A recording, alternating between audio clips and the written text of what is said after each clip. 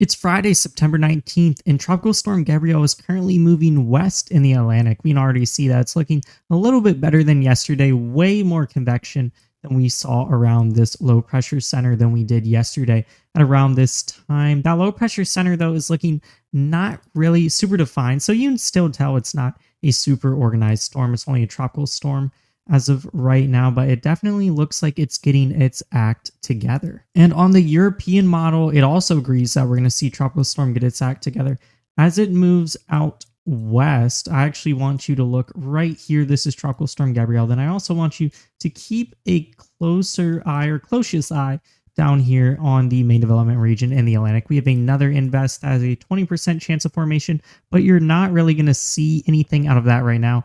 Of course, as of right now, that formation is super low, but I want you to look at Tropical Storm Gabrielle as it moves up closer to Bermuda, maybe skimming it with some tropical storm impacts.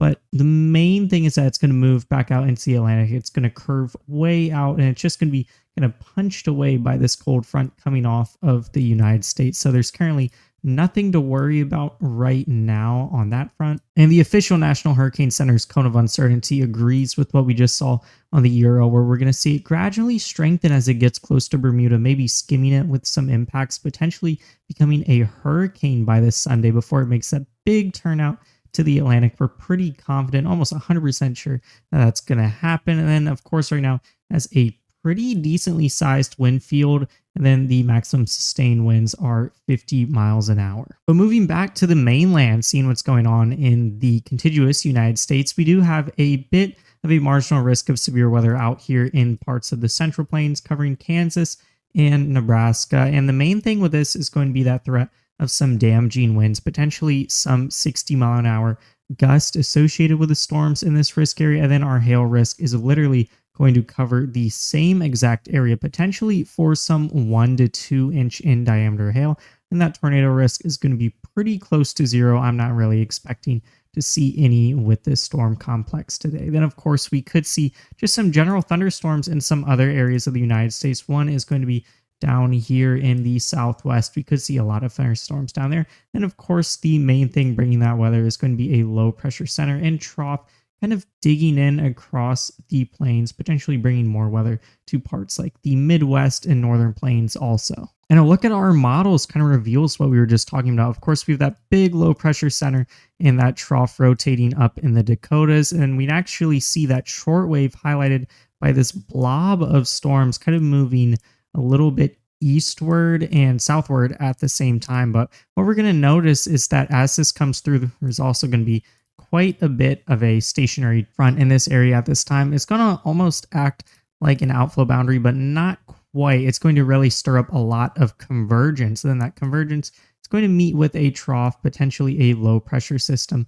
It's going to kind of be spun up right here on the Kansas-Nebraska border. And then we're going to want to look for storm initiation right about here around the mid to late afternoon. And right there it goes. We see a couple of cells kind of firing off right up here, and those are going to move southeastward across the state. These could potentially bring some damaging winds, some hail. I actually wouldn't be surprised to see some 2-inch in diameter hail even, because the bulk shear with these storms is going to be quite high, but this is really the only region where we could see some strong kind of discrete cells today, potentially even being severe. This is another area that catches my eye though, up here in the Great Lakes region, kind of near Wisconsin. We actually could see a stronger blotch of thunderstorms initiated by a cold front brought by that big spinning low and trough. This would be around the late afternoon to evening hours. And then back down in the desert southwest, we could just see kind of an explosion of thunderstorm activity around the early to mid-afternoon hours.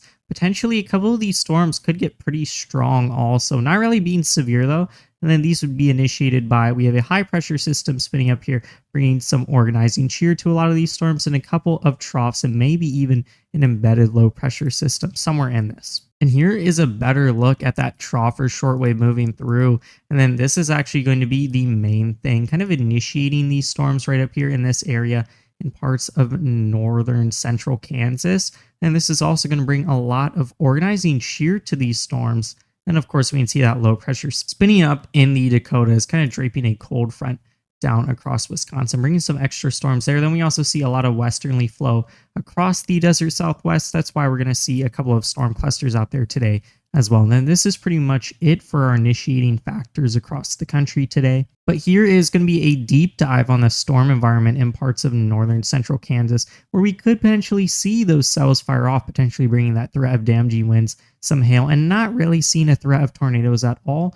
But I think it could potentially be non-zero, and we'll talk about why that is in a minute.